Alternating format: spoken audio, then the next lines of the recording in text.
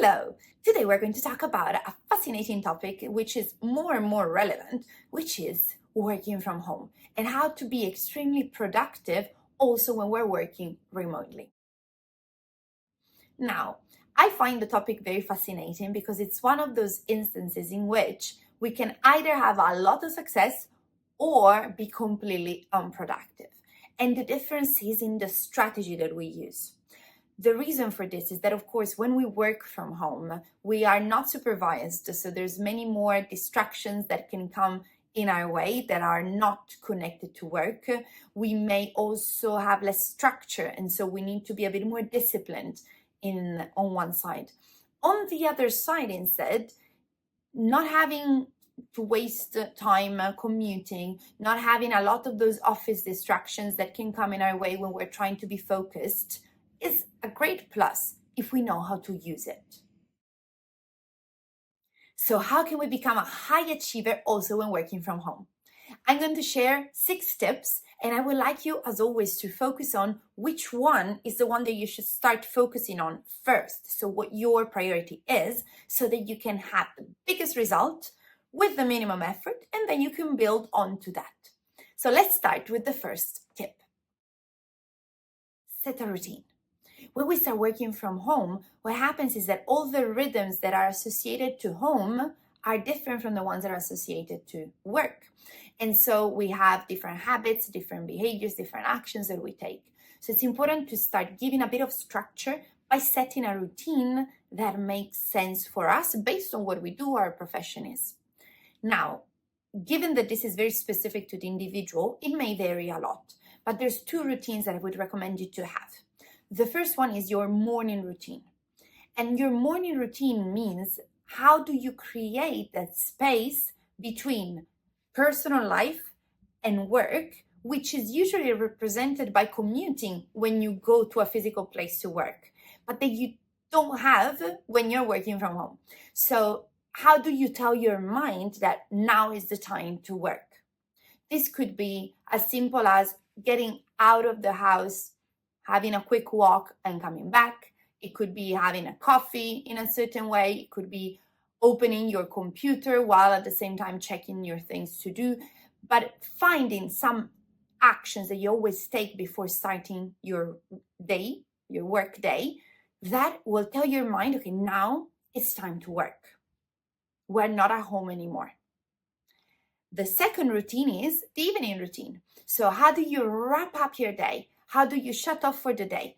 And this as well can be super simple, and it depends on what you do, but your mind needs to know that now it's time to go back into my role, which is home, family, personal life. So it could be shutting down your computer, checking the first thing to take care of tomorrow, closing all your tabs or minimizing them if you need to keep them open, but finding a small ritual that tells your mind, I'm done for the day. Now I can focus on another role of my life. The second thing is about space. So we need to find a dedicated space for our work. One big mistake that affects working from home in terms of productivity, but also in terms of work-life balance as you progress and you keep working from home for a while, is that the spaces that we use for our personal life are the same that we use for work. Of course, if our apartment doesn't allow it, it's small, we can't do too much about it, but there are some guidelines that we can still put in place. So for example, the place where we work should be dedicated only to work. Whether it is a full room or a corner of the table that you have in your living room where you have your meals, it doesn't matter, but try to find a space that's only for work. I see people that work from home and they work from their bed, they work from their sofa. Now, once in a while, if you want to have a meeting from your sofa, it's okay. But when you're working independently, so non-meeting related, find spaces that tell your mind, okay, now it's work time. And this is an input that you give to your mind that makes a huge difference because your brain starts associating that space to productivity. If that space is associated to at times productivity, at times watching Netflix, at times relaxing, at times sleeping, it will create too many conflicting inputs in the moment in which you sit there. So choose a dedicated workspace that's just for work, and make it your own. So personalize it with what you want to have in your personal workspace that helps you to be productive. The third tip is to minimize distractions. Of course, when we're at home, depending on who we live with, there may be distractions that are different from the ones that we find in the office. So what can we do? We need, first of all, to identify what the triggers are for our distractions. There are some distractions that are external. So maybe people that live with me that just don't realize I'm working and come and ask things, want to have a chat and so on. Or they could be also internal. So I know that when I am working from home, I may think, oh, wait, I need to start preparing dinner. Oh, wait, I need to wash my dishes. I need to do the laundry. So I have internal distractions that come up in the moment in which I'm working. So first of all, identify what those distractions are, and then try to minimize them by planning when you're going to take care of certain things, using breaks effectively for those actions that are not work related, but finding a way to make sure that they don't affect your productivity in the moment in which you need to work. You need to be very disciplined with yourself in terms of, now I'm working. Yes, I'm at home, but I'm not in my home role. I'm working. The beauty of working from home is that in the moment in which you actually have a break, you can take care of all those things that from the office you can't take care of, like doing your laundry, dishes, or whatever you want to do. But that should be relegated to the break time, not to the work time. Number 4, make it a point for yourself to keep your energy levels high. How do you do that? Our body was created to move, not to be static. Sitting down for too long without moving your body is never good. So you can activate your energy in different ways. On one side, you can have an exercise routine that allows you to keep your energy level high in general as a baseline already. On the other side, any break you have every hour or so should be a break in which you stand up and do something else, moving your body, using your body. You can walk, you can stand up and stretch, but make sure that you help yourself by using your body the way it's supposed to be used. Another thing that's very trendy now and very effective is to change the position in which you work. So at times you may sit down, at times you may stand up, and this allows your body also to move a little bit more than just being sitting down at a desk all day long. This will affect not just your level of energy, but also your lucidity, your productivity, and your mental health. So make sure you don't underestimate the importance of this point. Number 5, make sure that you keep your communication high and active. Now, communicating and being in touch with your team wherever they are will help you on one side to hold yourself accountable, on the other side to keep your energy higher and to have a rhythm, a little bit more structure, which is the thing that usually is missing when we're working from home.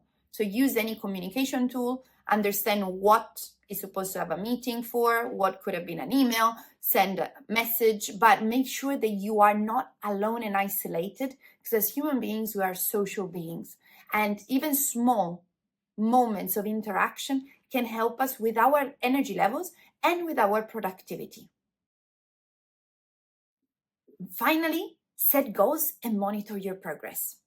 When we are unsupervised, when we're working from home, especially if you're working by yourself, but also when you have a manager, it's easy to get into lazy mode and become unproductive, lower energy. So goals are something that helps us to reactivate our movement also when we're at home by giving us a direction to go towards, by giving us some input, by giving us some deadlines. And this, if done in the proper way, instead of creating stress, creates a lot of motivation, excitement. So if you set goals for yourself and you monitor the goals that you have, the progress, how it's going, this will keep movement going also in the static place that your home can be. So what are the goals that you want to set for yourself? Right now, it could be daily goals, like today, this is what I want to get done. Or it could be weekly. By the end of the week, this is what will really make me happy. But asking yourself, okay, how can I be happy by the end of this day? How can I be happy by the end of the week? We all need to feel that sense of fulfillment that comes from achieving what we set for ourselves. So what do you want to set for yourself? As you can see, working from home has its own challenges, and it requires a series of skills that help with that. We need focus, we need time management, we need productivity. We also need a lot of decision making that will help with our discipline, with our boundaries, with our prioritization. So it's important to apply the tips that I just gave you, but also remember 3 little suggestions, recommendations that can support you in your journey when working from home or working alone. The first one is find ways to be held accountable. So whether it is through colleagues, through friends, through your own accountability, self-accountability method, if you're good with your discipline, but hold yourself accountable because it's easy to slip. And once you lose that momentum, it's always a bit harder to get it started again. Remember self-compassion as well. We're all human beings. There are certain days in which we are at 100%. There are certain days in which our 100% is not as strong as it was yesterday. It's fine. That's called life. In the moment in which we realize that we're not 100% yet, fantastic. Accept it, but then understand, okay, yesterday I felt better. Is there anything different that I did? Maybe I ate in a different way. Maybe I slept a bit more. Just observe yourself and learn every single time, without being too harsh on yourself, but also with that dedication to getting to know how you work better. So all of us work in a completely different way. It's only by trying, by doing, that you can learn more about yourself. And remember to set boundaries. Boundaries are key. They give you freedom. And it seems counterintuitive, but boundaries that are clear and set in a way that makes sense for you, in a way that works for you, will help you to have more freedom of movement between those boundaries. So boundaries with people, boundaries in terms of your spaces, boundaries in terms of your own accountability. So choose what your zone of tolerance is. Choose what you want for yourself and stick to it, because it will help you to have that structure that when you're unsupervised can be challenging to find. At Ingeniously, what we do is to help you with your brain performance in any context in which you are. So understanding, first of all, through the analysis that we do, where you're at, in what you can improve, will be fundamental, because the challenges that everyone has vary. When we're talking about challenges in setting boundaries, they may be very different from 2 different types of individuals. When we're talking about people that struggle with their energy level at home, that can vary a lot depending on who you are and what is affecting your energy level. So the challenges that we face are individuals, and we work on understanding them through our analysis. Then we can enhance the skills that you need. For some people, it will be more focused, if we're talking about working from home, on decision making. For someone else, it will be more critical thinking, focus, productivity, time management. And then we integrate those new skills in your everyday life so that it becomes a second nature. It becomes a new habit for yourself. So what is the main point that you want to focus on? What is that one tweak, one change that will already make a big difference for you? Choose it, apply it, and let us know how it goes. And if you found this video valuable, make sure you like it and you share with someone that could benefit from it as well. Looking forward to seeing you in the next video.